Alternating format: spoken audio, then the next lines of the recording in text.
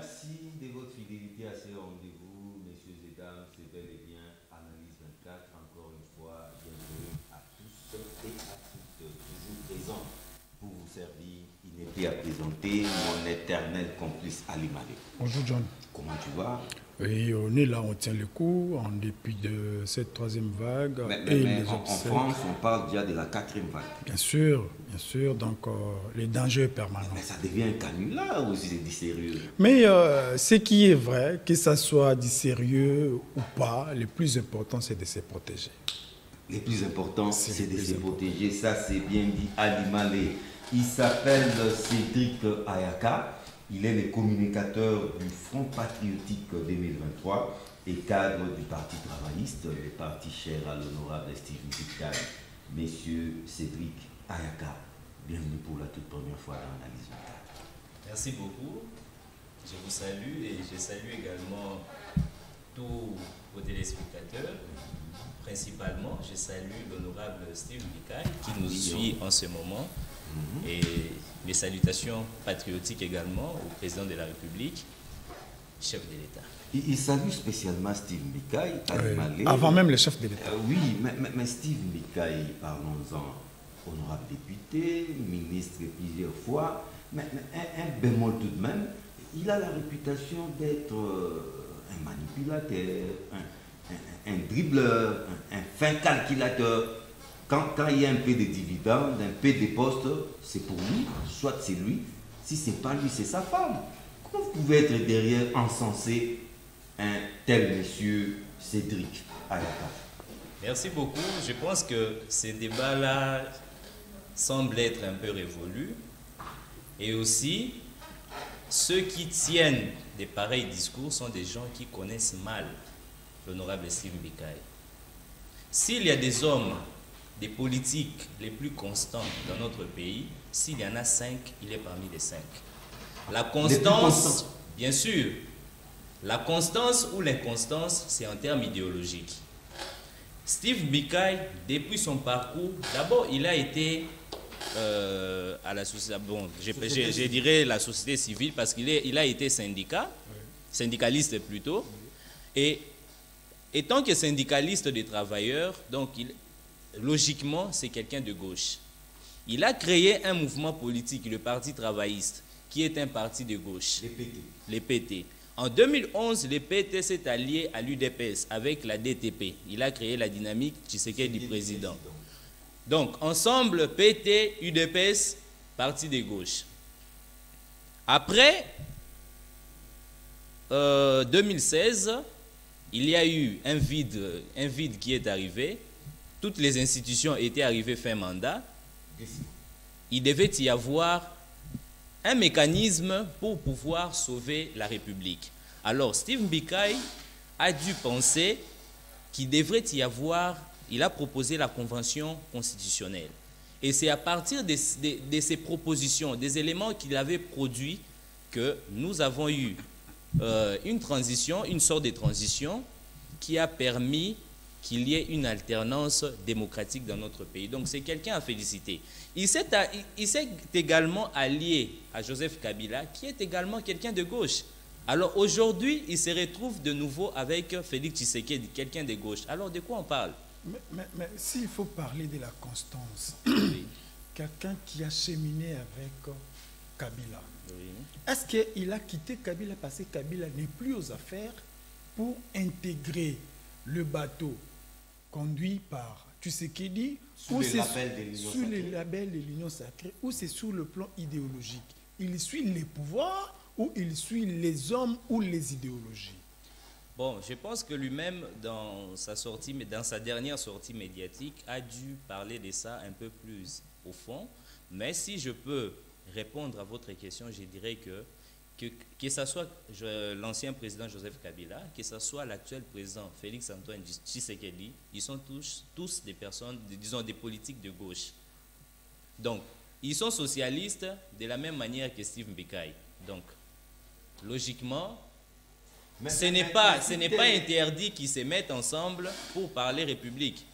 Ça m'étonnerait si peut-être ou soit ça étonnerait ceux qui tiennent des pareils discours, s'il voyait un jour Steve Mbikai être avec Jean-Pierre Bemba, qui est un libéral. Mais est-ce qu'il ne pouvait pas rester avec Kabila comme l'ont fait certains acteurs politiques qui sont restés fidèles à Kabila? Non, non. Au niveau du Front commun pour le Congo, il y a eu Steve Mbikai, je l'ai toujours dit même dans différents plateaux lorsque je passe, Steve Mbikai lui-même l'a dit d'ailleurs mieux. Steve Mbikai, c'est un attaquant de pointe.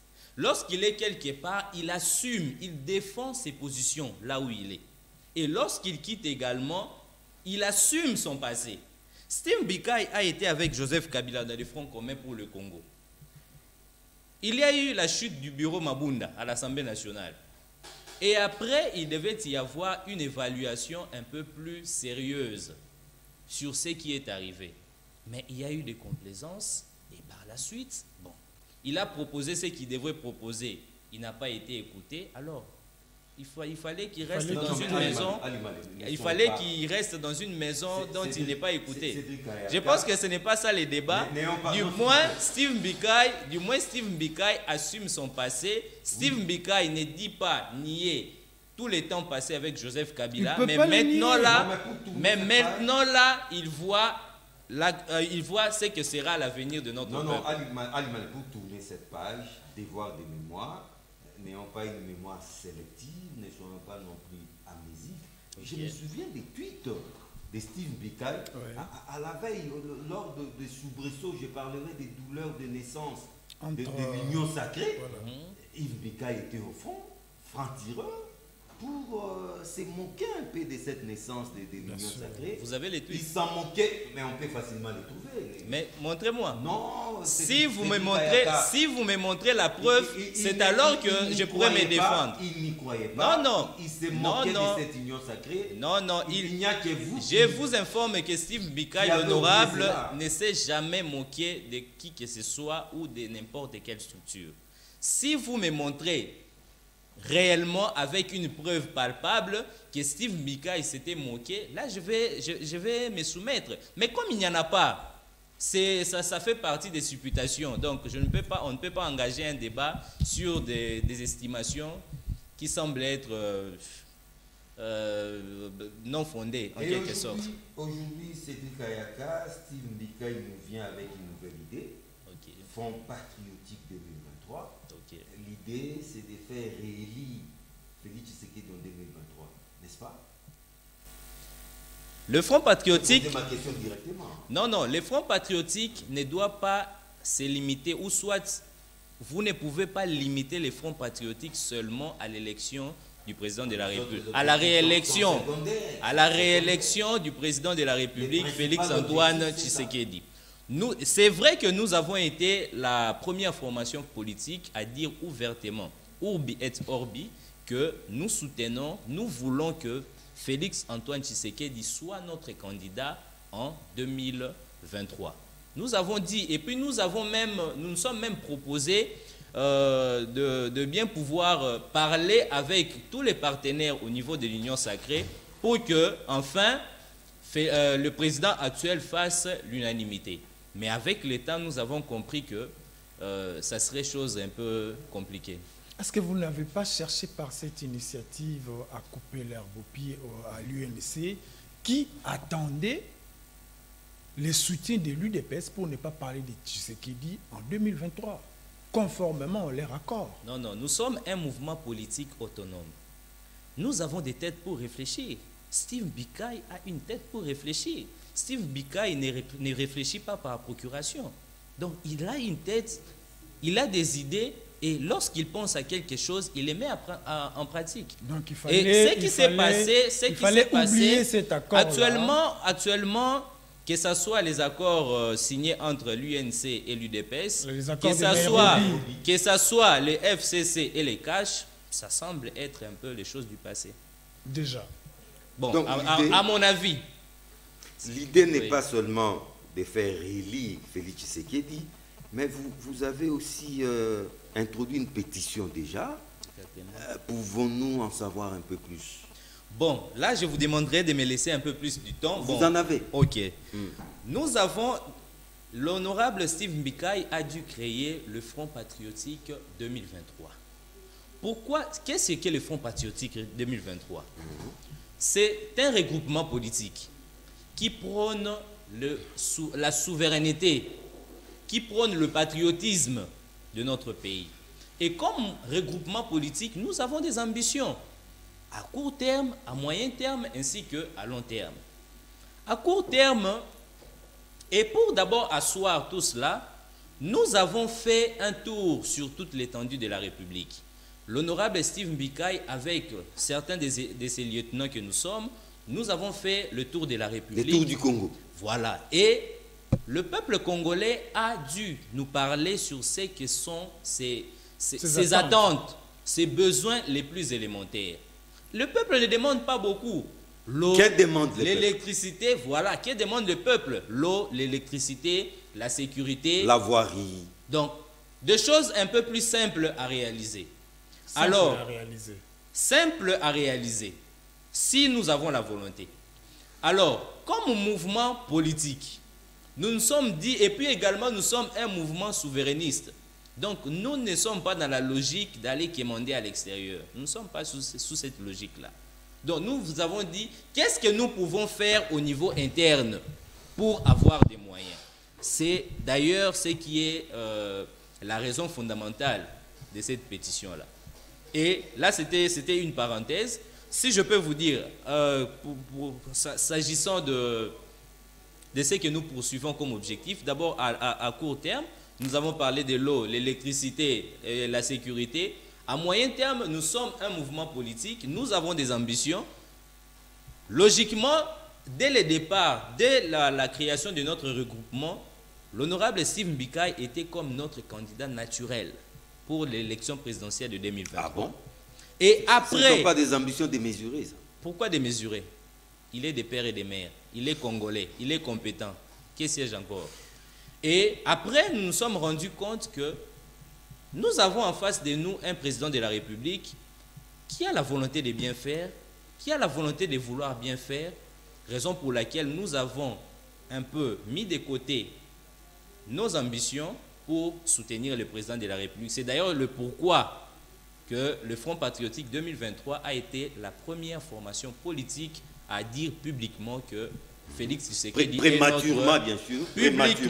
Publiquement, pas prématurément, mais publiquement, que Félix Tshisekedi est notre candidat en 2023.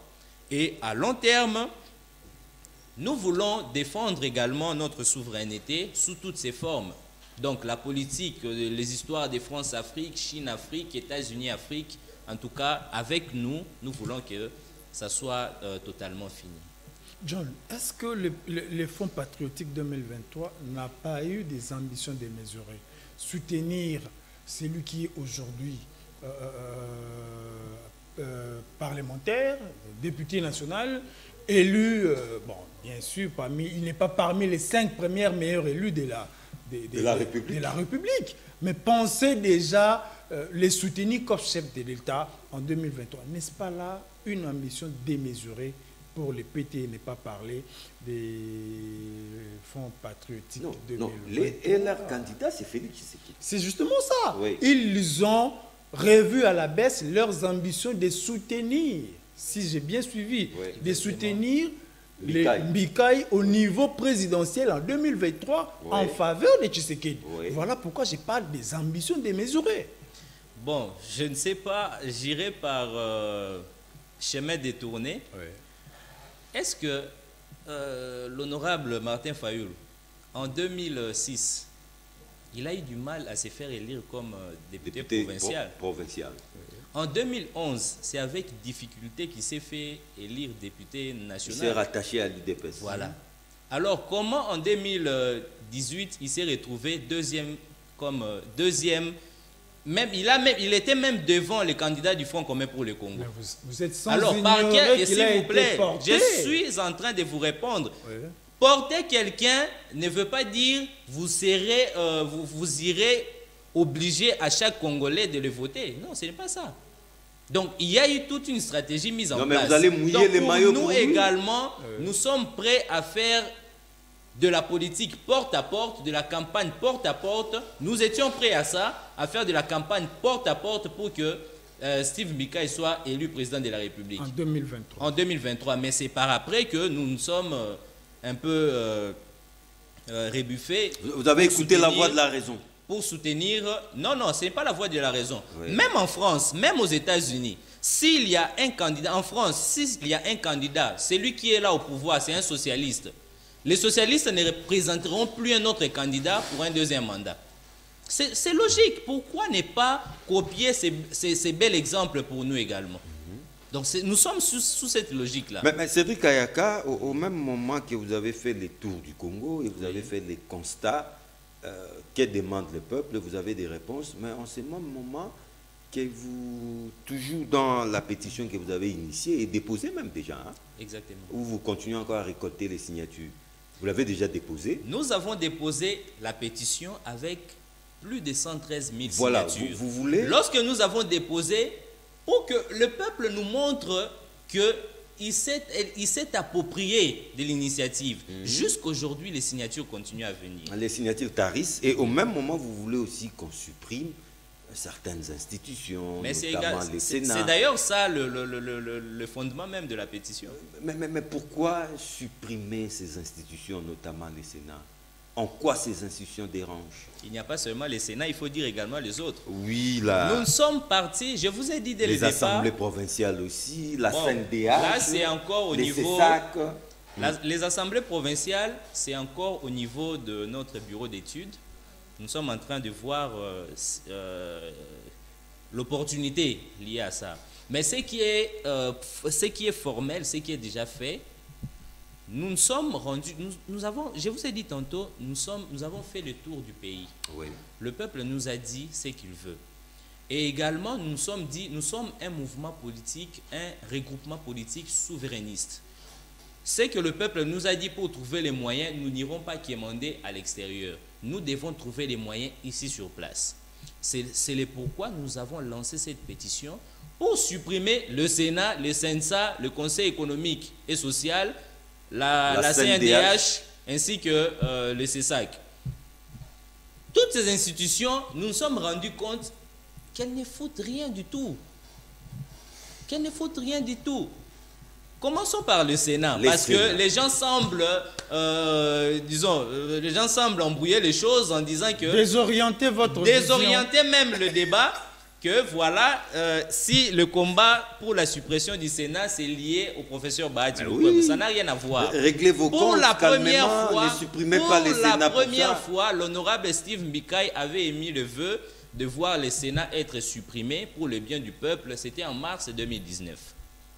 Le professeur Bahati Lukwebo n'était même pas pressenti, même pas par esprit, même pas par le démon, qui sera président du Sénat. Rien du tout. Alors, par après, chaque année, le Sénat consomme 99 millions de dollars pour ne rien faire. Le Sénat est là pour la réélecture. L'Assemblée nationale vote, le Sénat mais deux lectures valent mieux qu'une seule. Il y a 500 députés. Oui.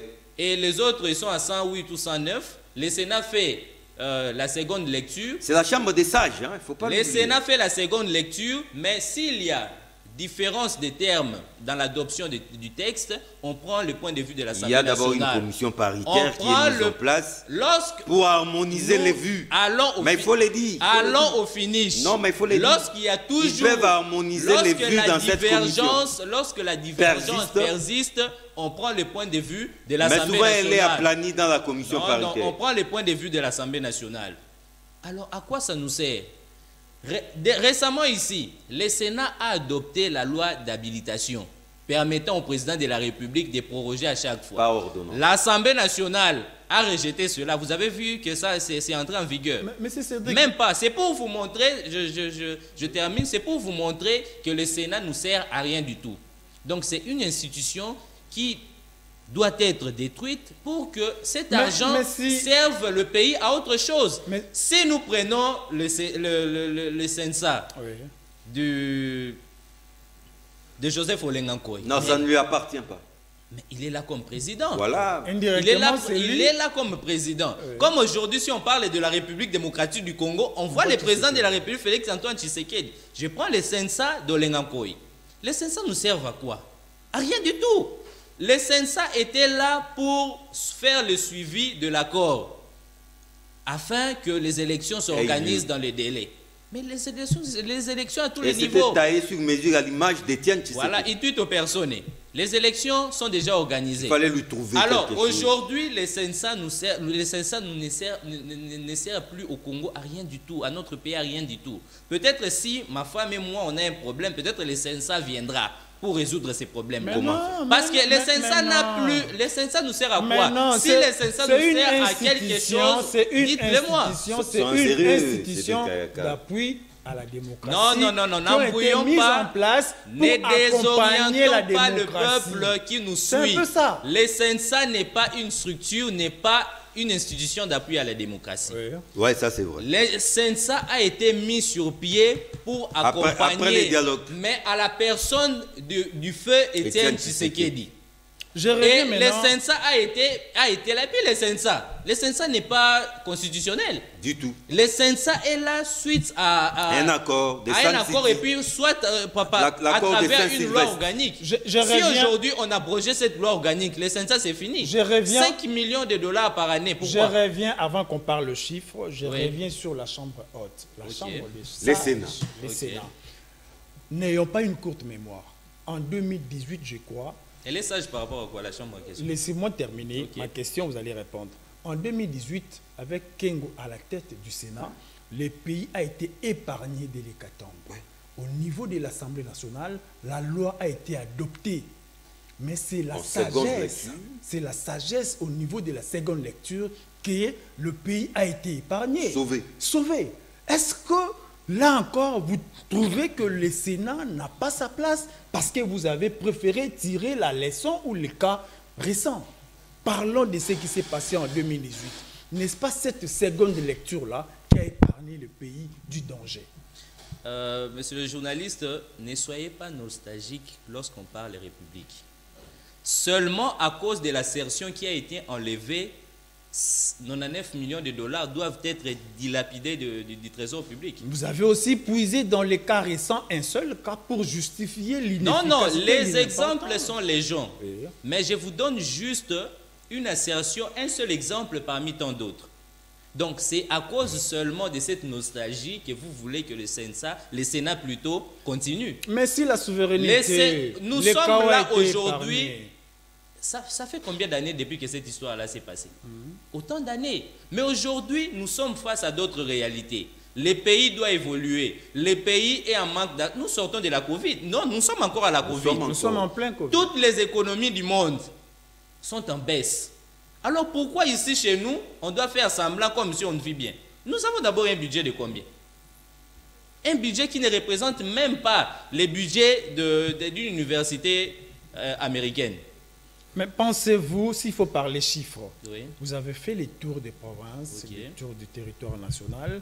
Avez-vous estimé combien représente le besoin en termes de chiffres que peut pallier, le besoin que peut pallier ces différentes institutions dont vous demandez la suppression? Je vous remercie pour la question. Voilà. D'abord, le peuple n'a pas besoin de nous présenter des chiffres que voilà, je veux...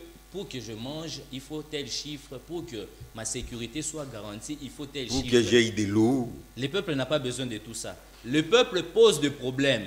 Le peuple a dit à l'honorable Steve Bika, va dire à ton frère là-bas, surtout au Kasaï, ils étaient très radicaux.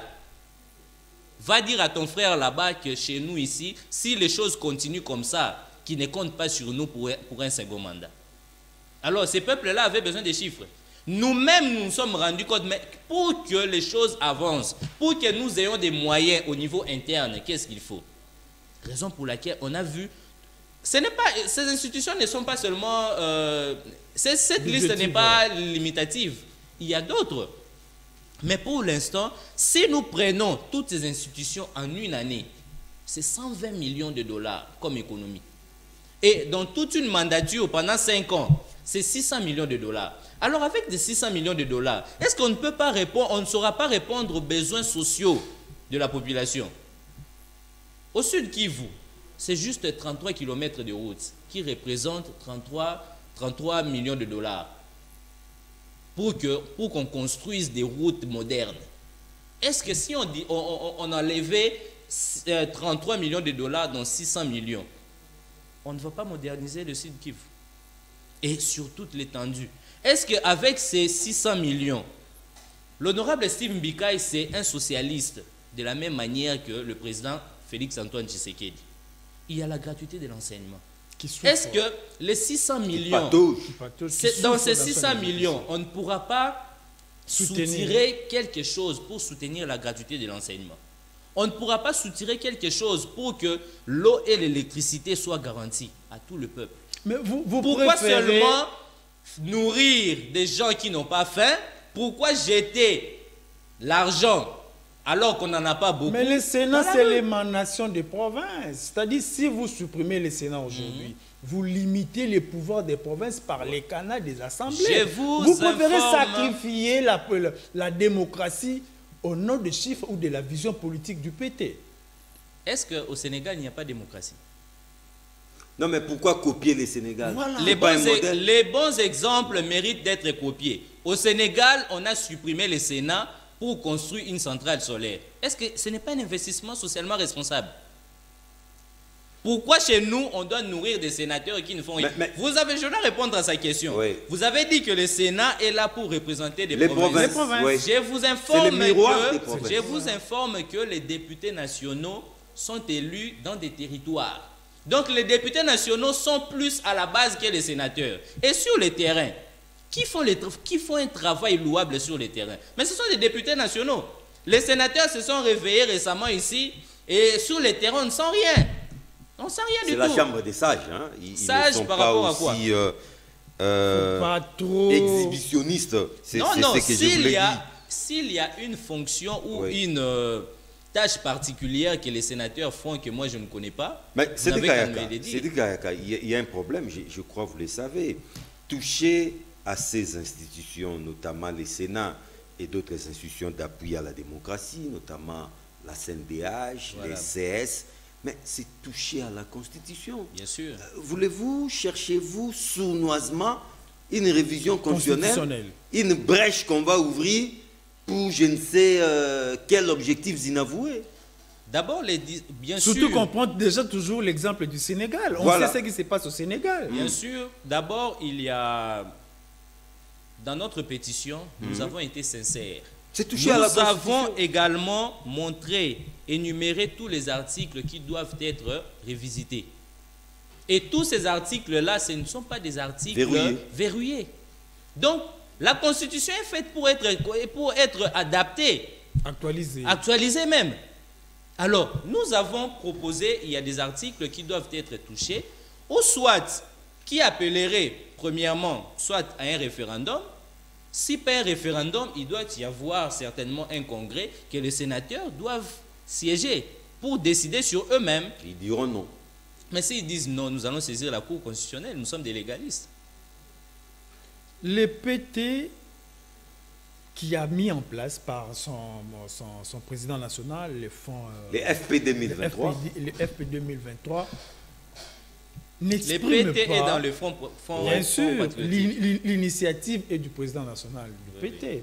Est-ce que l'initiative, comme l'avait dit John, ne relève pas de la flatterie, surtout que vous avez raté l'occasion d'intégrer l'équipe du Premier ministre du gouvernement des Warriors? Vous voulez vous rattraper, flatter un peu le chef de l'État et lui prouver de quoi vous êtes capable. Et en même temps régler vos comptes avec le président du Sénat. D'abord, flatter pourquoi? C'est un appel des pieds. C'est quoi le but d'un parti politique? C'est quoi le but d'un regroupement politique? Je comprends parce que nous sommes dans un environnement où les gens ne réfléchissent pas. Nous continuons à appliquer la politique qui était à l'époque des Belges. Mais quand il y a quelqu'un qui vient avec une nouveauté, on les traite des flatteurs, comme on traite l'honorable Steve Mbikaï. Mais Steve Mbikaï exprime tout haut ce qu'il pense. Il exprime ses ambitions. Il exprime également, disons, il est vrai envers lui-même. Nous n'avons pas été, si nous n'avons pas été au gouvernement Sama Lukonde, c'est parce que on nous a exclus au niveau de la FDCA sans nous dire. On nous a exclus depuis 2019. Mais et vous puis étiez déjà auto-exclus. Non, on a caché, on nous a exclus. La décision est là. Peut-être après l'émission, je pourrais vous le donner. On nous a exclus. On a caché la décision de notre exclusion. Et nous nous sommes rendus compte de ça au partage des postes, disons, le quota qui revenait au regroupement. On a même donné, nous au PT, on a 5 députés nationaux. 5 députés nationaux. Que le PT mais on a même donné un ministère d'État à un parti politique qui n'a qu'un seul député. Est-ce que le PT ne pouvait pas suivre Alors, le modèle? Nous avons compris que c'est à cause de notre exclusion que nous n'avons pas bénéficié de ces postes ministériels. Alors, nous avons pris nos élus et nous sommes partis. Aujourd'hui, nous nous assumons comme Front Patriotique 2023. Alima, le nom est sorti de la bouche de Cédric Ayaka, l'exclusion. Oui. Il y a ce qui nous pousse à parler un peu de cette loi abusivement appelée sur la congolité. Au sein du Front commun 2023, qu'est-ce que vous en pensez? Du Front patriotique. Nous sommes trop habitués au FCC. Hein? Les Fronts patriotiques 2023, qu'est-ce que vous en pensez? Bon, le moment... Congolais des pères et des mères. D'abord, l'honorable Steve Mbikaï, que je salue de nouveau, est congolais même... est congolais de père et de mère. Il est même grand-père, son grand-père, son arrière-grand-père... Congolais des aïeux. Et toujours de père et de mère. Des aïeux congolais. Donc, voilà. Donc pour lui, il n'y a aucun problème. Il est épargné de ces débats. Mais c'est à vérifier, Alima. Il est épargné de tout ça. Alors, le point de vue, la position du FP 2023, la position du PT, la position de notre président national, l'honorable Steve Mbikaï, il est député national. Au moment venu, la position sera connue. Et comme il est député national, lorsque l'Assemblée nationale, le bureau, va aligner cette question, il donnera son point de vue. Ah, vous avez escamoté notre question. Et si on demandait une lecture personnelle? Mais du moins, je suis personnellement d'avis que un Congolais normal, d'ailleurs l'honorable Steve Mbikaï l'avait dit mieux que moi, un Congolais normal doit réfléchir. L'honorable Steve Mbikaï réfléchit, on les traite de flatteurs. Le professeur Tiani, Noël Tiani, réfléchit, on les traite de tout le mot. Singi Pouloulou endosse la proposition. Singi Pouloulou endosse la proposition en tant que député national, on les traite de tous les noms. Mais on veut de quel Congo? On veut de quel Congo?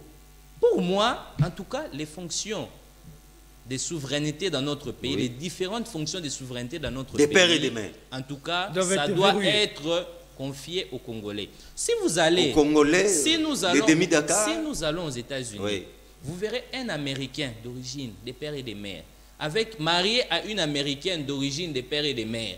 Mais l'enfant, de leur union, naisse un enfant en dehors du territoire américain, cet enfant ne sera jamais présent aux États-Unis. Non, vous le dites bien, en dehors du territoire. En dehors du territoire, mais cet enfant est né de qui? Des parents, des pères et des mères américains. Mais puisque cet enfant est né en dehors du territoire américain, ne sera jamais. Mais l'inverse aussi, Alima, l'inverse aussi. Jamais. Un enfant qui est né des parents non américains, mais qui est né sur le sol américain, peut être président? Non, non. Ah, voilà. Non, non. Il y a ce qu'on appelle le lien de sang doit être là. Là, vous voulez ouvrir une brèche pour certains compatriotes chez nous qui confondent les choses. Tel est le cas avec Obama. Si il y a chez nous, si vous êtes né ici, si on vous demande de brandir même votre généalogie, mais soyez souple de la brandir. Il ne faut pas nous montrer la sage-femme qui a aidé votre maman à vous accoucher pour dire que... Qui est toujours en vie. Est-ce que celui qui est congolais, c'est celui qui détient la nationalité congolaise des pères ou des mères, ou tout celui qui peut contribuer au développement du pays tout en ayant la nationalité congolaise? Même un étranger peut contribuer au développement du pays. Oui, ces cas sont légion. Selon ce que moi j'ai suivi, en lisant la loi Tiani, la loi sur la nationalité, ce n'est pas la loi sur la congolité, c'est la loi sur la nationalité. En lisant cela, c'est une modification. Si tu es un étranger tu peux faire le commerce. Si tu es Demi Dakar, tu peux être ministre de l'enseignement, tu peux être bourgmestre. Mais tu ne peux jamais un jour prétendre être ministre de la Défense, être ministre des Affaires étrangères, être président de l'Assemblée nationale, ni même devenir président de la République. Pourquoi pas? Ça divise. Est-ce qu'il y a un temps prévu pour bien réfléchir? Est-ce que la priorité pour la population, la priorité pour les Congolais, c'est la nationalité, le peuple ne demande pas l'eau, l'électricité, comme le FP 2023 l'a dit? Tout ce que j'ai dit, ce sont des points de vue qui n'engagent que moi-même. Oui. Pour le Front patriotique 2023, au moment opportun, la position sera connue. Mais moi, j'ai réfléchi, étant que Congolais, j'ai dit que cette loi est opportune pour notre pays. Alors, Aliman, l'actualité, c'est aussi cette chasse à l'homme, si je peux l'appeler comme ça, cet acharnement sur la personne du Premier ministre honoraire Matata Ponyo. Les PGR avaient demandé la levée des immunités. Bien sûr. Le Sénat avait voté non. Là, c'était pour le dossier Bukanga Lonzo. Et puis, il revient à la charge. Cette fois-ci, c'était la zaïranisation. De ces côtés-là aussi, il n'y a pas beaucoup d'éléments pour confondre Matata Ponyo. Mais les PGR profitent de cette occasion pour revenir à la charge, remettre sur la place publique l'affaire Bukanga Lonzo. Mais Cédric Ayaka, c'est ça l'état des droits Médine Félix Tshisekedi. L'état des droits suppose si Pourquoi vous avez... cet acharnement? L'état des droits suppose si vous avez un contentieux en justice, vous devez y répondre. Mais oui. Les parquets instruits à charge et à décharge. Voilà. Ce n'est pas parce qu'on vous invite réellement, vous êtes arrêté. Non, mais on ne peut pas l'inviter pour l'affaire Bukanga Lonzo. En tout cas, pour moi, je me dis, si l'ex-premier ministre Matata en est pour quelque chose, que la justice soit faite. Si également... Mais dans les normes, on doit respecter la procédure. Bien sûr, la procédure doit on ne doit pas énerver la procédure. Bien sûr, la procédure doit être respectée. Mais s'il en est pour quelque chose, il va répondre. S'il n'en est pour rien, il sera lavé comme pour l'affaire des organisations. Du coup, on a assisté à une sorte de ping-pong des tweets. Mais ce n'est pas dans des tweets que les choses peuvent changer. Ce n'est pas dans des tweets qu'on va répondre. Ce n'est pas dans des tweets qu'on va répondre au procureur. Ce n'est pas dans des tweets qu'on va répondre, qu'on va rétablir la vérité. Ce n'est pas dans des tweets qu'on va, disons, cette personnalité-là qui était salie sera de nouveau, disons, blanchie et que sais-je encore. Donc, moi, j'encourage l'ex-premier ministre le sénateur Matata, d'aller répondre et s'il est blanchi comme ce fut le cas avec la zaïranisation, il sera, en tout cas, ça sera d'ailleurs à son avantage. Alors, Alimani, l'un des objectifs du Fonds FP 2023, peut-être qu'Ayaka ne l'a pas dit, c'est aussi récomposer une majorité pro-Félix Tshisekedi pour qu'il se mûrisse, hein, qui se sent aisé pour lors du prochain mandat que vous soutenez. C'est aussi ça, n'est-ce pas?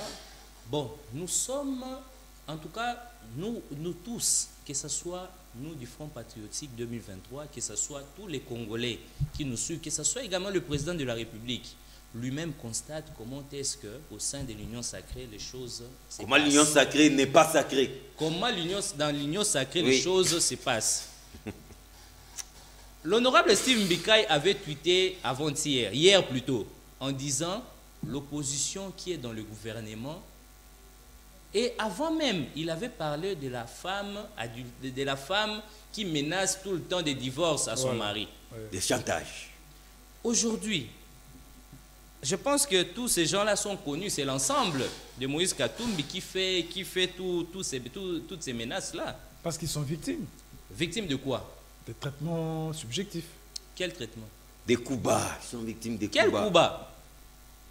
Lorsque un Congolais se réveille un bon matin pour réfléchir, c'est un coup bas.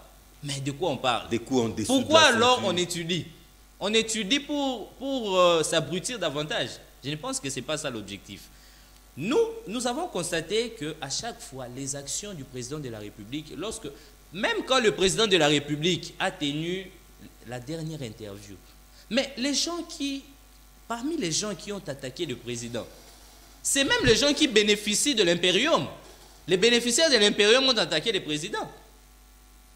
Lorsque le président est attaqué, même par les tierces personnes, il n'y a que l'UDPS et il n'y a que le Front Patriotique 2023 à travers l'honorable Steve Mbikai qui défend le président de la République. Alors, continuerons-nous avec cette lancée jusqu'où? Parce que le président de la République a un bilan à présenter en 2023. Alors, nous, au niveau du Front Patriotique 2023, comme on a toujours l'habitude de réfléchir, nous avons dit il reste peu de temps au président de la République, pratiquement 2 ans si c'est beaucoup, et c'est le moment de poser les jalons. De poser les jalons pour que la réalisation s'efface au 2e mandat. Alors, le président va poser ses jalons avec qui? Ce n'est pas avec les hypocrites, avec les gens qui sont sincères avec lui. Raison pour laquelle nous avons proposé qu'il y ait une coalition gouvernementale 100% Fachi pour que le président de la République ait un discours à présenter au peuple. Parce que l'adversité doit être en face de nous et non parmi nous. Donc, c'est une façon détournée de dire que l'Union sacrée a montré ses limites. L'Union sacrée a failli. Mais l'Union sacrée... C'était en réalité un bal... L'Union sacrée n'est pas rassurant. C'était en réalité un bal de chauve. Et voilà aujourd'hui que les cheveux commencent à pousser. Non, non. Dès le départ, les choses étaient sacrées. Mais c'est après que certaines hypocrisies sont venues désacraliser cette en tout cas, l'hypocrisie de part et d'autre. Hein? De tout bord. En tout cas, personne n'est sain. Sans flatter, si ceux qui vont qualifier de cela, de ceci de flatterie, bon, libre à eux, le président de la République a toujours été vrai envers lui-même. Il dit tout haut ce qu'il pense. Transparent. Il dit tout haut ce qu'il pense. Au point de manquer certaines occasions de se taire. S'il a besoin de vous, il vous dira exactement que j'ai besoin de vous.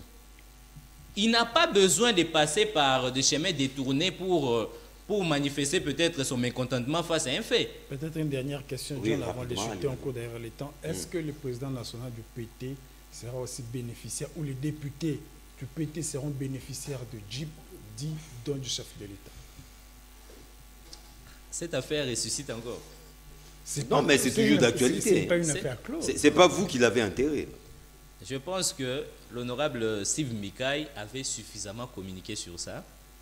Et je me rappelle encore de sa sortie médiatique à Rotana. Il avait vraiment parlé de ça. Et puis, il y a eu cette succession de communiqués du bureau de l'Assemblée nationale. Ils ont beaucoup communiqué. Députés. Mais, en fin de compte, le président de la République a donné raison à l'honorable Steve Mbikai. Le président de la République, dans son interview, a repris mot à mot ce que l'honorable Steve Mbikai avait dit. Donc, il avait dit quoi? Je pense que vous êtes des journalistes d'investigation. Vous connaissez très bien ce que le président de la République avait dit et ce qu'avait dit également l'honorable Steve Mbikai quant à ce. Cédric pour le Ayaka. moment, ce qui est important pour nous, c'est votre conclusion. C'est votre conclusion. Notre peuple, c'est que le président de la République doit se séparer de l'hypocrisie qui tourne tout autour dans son environnement le plus immédiat. Si aujourd'hui, je le dirais ouvertement, l'ensemble de Moïse Katumbi quittait l'Union sacrée, le président de la République resterait avec plus de 300 députés toujours. Donc la majorité serait là. Ça reste à vérifier. Si même ensemble d'autres hypocrites, les calculs risquent de changer. D'autres hypocrites qui jusque-là ne se manifestent pas, sont encore voilés, quittés, même 250 députés resteront là. Même s'il restait 180 députés nationaux. Mais face au peuple, toutes les pressions, tous les chantages, toutes les menaces voueront à l'échec. Ali Mali, on dit quoi? C'est avec satisfaction qu'on a reçu Cédric Ayaka. Espérons que c'est la première, mais ça ne sera pas la dernière. Pas du tout. Je rappelle que c'était Cédric Ayaka, communicateur du Front Patriotique 2023 et cadre du Parti travailliste, les partis chers à l'honorable Steve Mbikai Maboulouki. Merci beaucoup. Cédric Ayaka, merci, c'était à la fois un honneur et un plaisir. Merci beaucoup. Merci à vous. Merci surtout à vous, chers téléspectateurs. La rediffusion, c'est jeudi, à partir de 11h, retrouvez Alima et moi dans une nouvelle aventure d'Analyse 24, les mercredis prochains, même heure, même chaîne. Au revoir.